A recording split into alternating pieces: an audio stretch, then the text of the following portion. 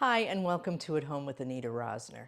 I haven't done a quick bite in ages, so that's what we're going to do today. And if you don't know what a quick bite is, these are short videos with little tips and tricks that every home cook should know. And today's is how to properly freeze summer fruit.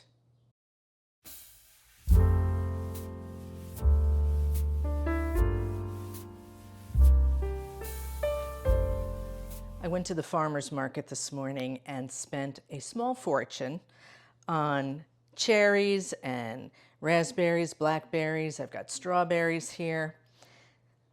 And I bought a lot of them because I planned on freezing them. Fresh fruit from the farmer's market is the best, and it only has a very short life if you keep it in the fridge. In 2 days, I won't be able to use these. So I'm going to freeze them.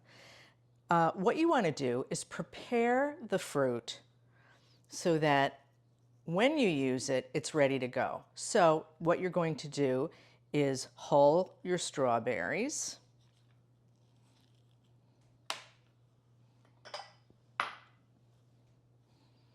And pit your cherries. So the big question is, do you wash the berries before you freeze them or not? We're going to get a little scientific. The faster the fruit freezes, the smaller the ice crystals that will form inside of it. And you're going to get ice crystals simply because they have juice in them. The slower your freezer works, or if it's not super cold, the bigger the ice crystals. So here's why this matters.